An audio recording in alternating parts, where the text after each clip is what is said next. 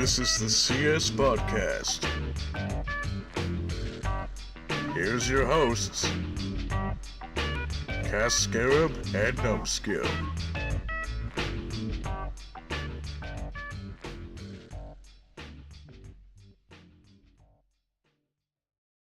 So I guess to start this off, thank you all for showing up today for, I'd say, this first podcast of its kind here on Scarab Studios. And I know that Numbskill's already put one or two pieces of Bionicle content on his main channel. He also has a secondary channel called Titan Icarus. Titan Icarus, yeah. And so you guys can check out his Bionicle content there. Today's discussion, we're going to be talking about why Wave 2 of Bionicle didn't do, or not Wave 2, but Generation 2 didn't do as well as Generation 1. Both Numbskill and I here are really big fans of the Bionicle franchise, and to see it go so suddenly is kind of troubling amongst us as well as a good majority of the fan base. So, Numbskill, any thoughts? Well, the cancellation of Bionicle Generation 2 did kind of shock me. I mean, at first they did say that Bionicle Generation 2 was going to last about 3 years, where instead it lasted just about 2 years. So that's 1 year short of what they originally planned. But also at the same time, the reason why it failed is also because a lot of people in this generation don't exactly understand what Bionicle really means to a lot of people who grew up with Bionicle. So that's another reason why not a lot of people from the new generation bought the Bionicle sets like we did. I mean, I don't even have all the Generation 2 sets yet either, but I'm gonna work my best to get those. Yeah, I'm currently trying to actually, I just ordered Ikimu, the Mask Maker. I just ordered that set. I'm actually just about to order that too. Oh, nice. Nice. I mean, I know. I mean, but hey, those transparent colors, though, I mean, those are amazing. I mean, you can't go wrong with how they designed that. I mean, I also am going to try focusing. I'm not really so into the whole villains of Generation 2, just because they didn't really appeal to me as much as the heroes. But I really want to focus on getting the Nuva or form of the heroes, maybe as well as the elemental beasts or creatures. I definitely want to make that on my wish list of things to get for Bionicle Generation 2 because it's like, overall, in my opinion, it wasn't the idea of how the toys were designed. It wasn't the toys. They were designed perfect, in my opinion. They were great. The CCBS system was used to its fullest potential, and the way that they added new pieces in the second year was just perfect. People, old Bionicle fans, including myself, were really happy that they're getting to the more complicated builds, and that's usually what we love having, is the complicated builds and not the simple ones. Yeah. But then again, the first Wave 1 G2 sets were actually really good, and I got all 13 of them. Yeah, you got all 13. I only got, like, people can see this in my 200 subscribers video, but I got all 6 of the G2 Wave 1 Toa, and then I just got Ikimu in his shorter form as well as Skull Grinder. I wasn't really, when it came to that set, I wasn't really in it for Skull Grinder. I was really more in it for Ikimu and the Mask of Creation, just because. Yeah, same here. Yeah. But, yeah, I find that the builds for G2 were just amazing, but I feel like where one of the flaws was about Generation 2 is I feel like they just didn't market it as well as they did in Generation 1. I feel like that was one of the biggest flaws that LEGO had, in my opinion. Just because it's like with Generation 1, we had like a lot of marketing for it. There wasn't only just the toys, but there was the books, there was the t-shirts, the comics, there was even the movies and the games. Yeah, the movies, the games. They even had bands like Cryo Shell, and they even had All American Rejects at one time. Yeah. Those two songs are still in my head. They're really good. Oh yeah. So I mean, Generation 1 had all of that, but they also had a lot more time to build on that kind of reputation, as where Generation 2, it kind of caught itself, in my opinion, in a really tough spot, especially in the LEGO community, as of now. Because if they started off where they left off for Bionicle, if they did that, then new people for the franchise would be like, "What's going on? What is this? Did I miss out on all these other stuff?" So they wanted to start off from scratch, but also keep the original heroes in mind. Yeah. So the creative process, like all the concept art that they've been uploading on their Facebook pages and Twitter and all that stuff, they're really well made and they're really well done. And I can see the creative team put a lot of time and effort into making the new forms for the Toa, especially for the Wave 1 as well. Because their masks are, some of them are very similar to the originals, but some of them are very different. Yeah, very true. Like, Kopaka's mask is easily recognizable because it looks almost exactly like the first one. Yeah, as well as Tahu's, and I would have to say Anua's. Yeah, those two. Yeah, I mean, I could see a little bit of a resemblance with Liwa to a degree, but, and then same with Poatu. Poatu's kind of recognizable, but I mean, it's in some senses to Wave 1 of Generation 2, was that their builds were all different in terms of how they were built. I mean, very slightly, they all had different heights, they all had different kind of actual, like, builds, kind of like it's like, even though they're plastic, or their plastic is supposed to resemble metal, the way that their parts were laid out onto this, onto how they were built, it kind of made it look like they all had different muscle builds, too. Like, some were tall and thin, some were stocky, some were kind of like in the mix of things.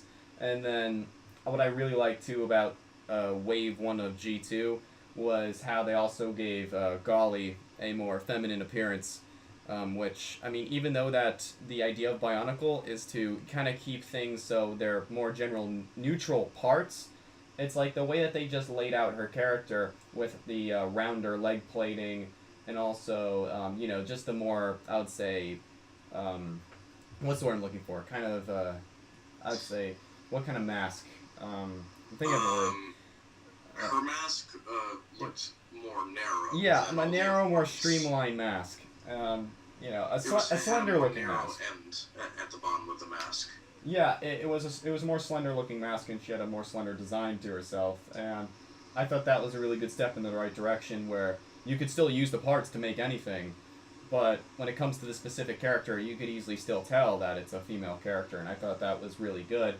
As where Gen 1 Wave 1, some people were kind of, like, some people didn't know that, you know, like, some people didn't know that Gally was a girl in Generation 1 right away until they read the comics and the books and the movies and stuff.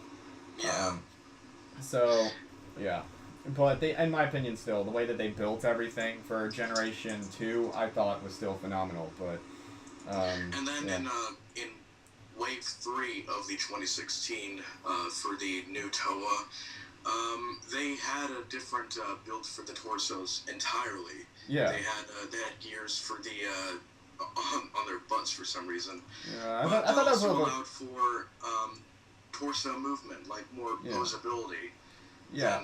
than previous Bionicle sets had. Yeah. So that was a different approach, and I really liked that. I mean, a lot of people who make custom Bionicle mocks usually focus on torso posability because, you know, in the movies and the comics, they're usually able to, you know, twist their torso around and stuff.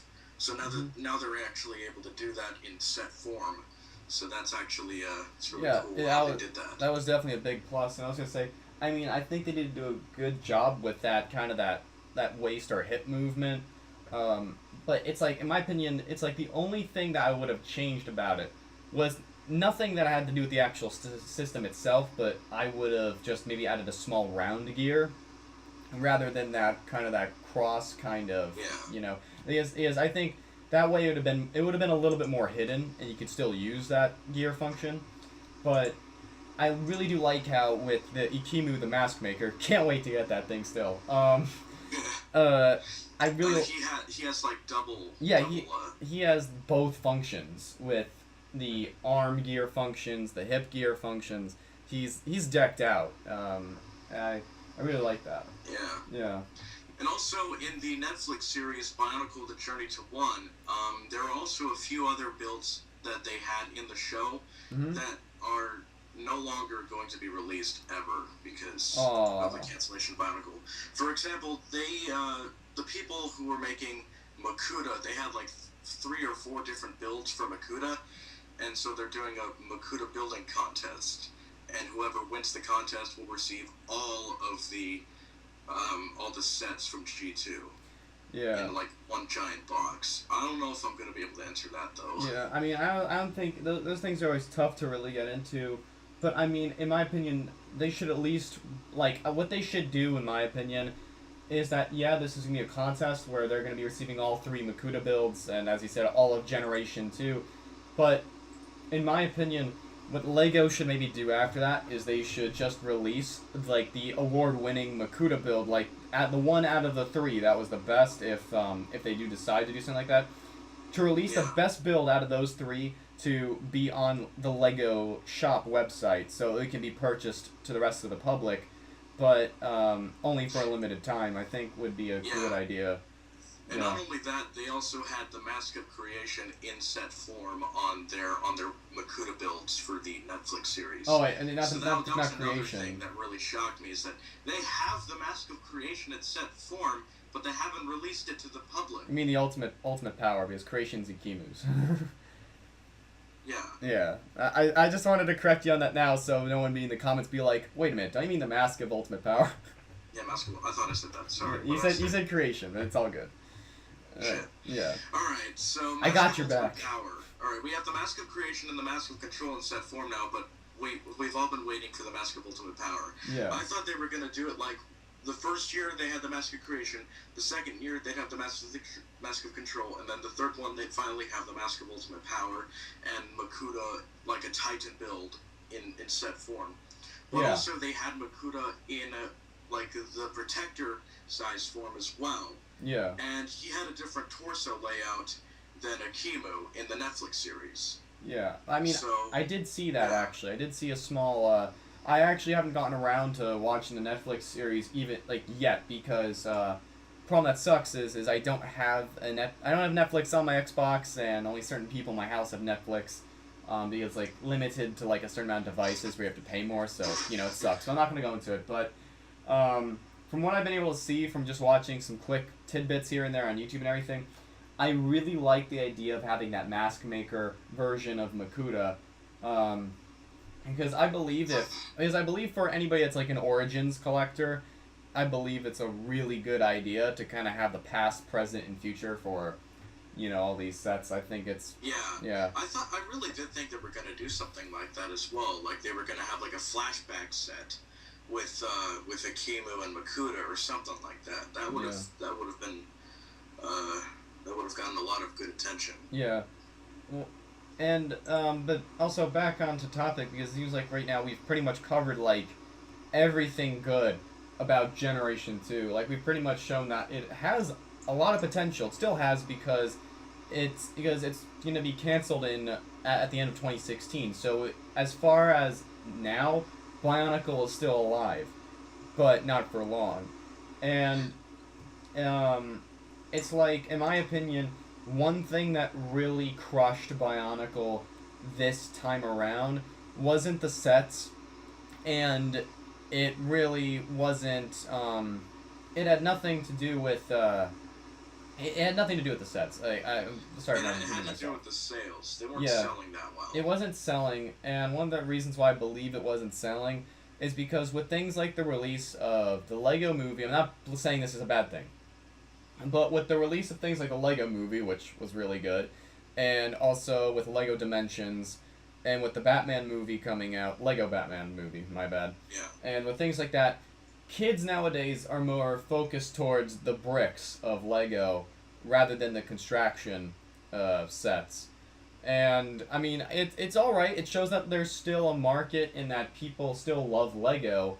But what happens is, I believe that when it came to things like Star Wars The Force Awakens, a lot of people that were new to Star Wars, a lot of newer kids that were new to the whole franchise, after seeing The Force Awakens and becoming fans of it, a lot of them were easily able to depict characters outside of the movie And so we have the construction sets of some of the characters from The Force Awakens, like we have the First Order, First Order.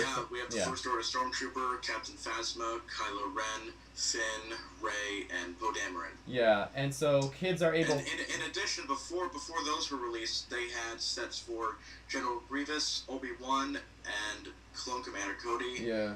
Jango Fett, Luke Skywalker, and Darth Vader. I have the General Grievous set. Yeah. It's huge. I mean, that set looked awesome, but I mean, actually, they all looked. I think Commander Cody, Darth Vader, and General Grievous have to be some of the coolest ones. I think. Oh yeah. Yeah, Jango Fett still fits in there because he's a Mandalorian. So I mean, you know, but it's like when kids watch Star Wars, they can just go to the store and they see these construction sets of the characters that they really have gotten attached to, and they're like, oh wow.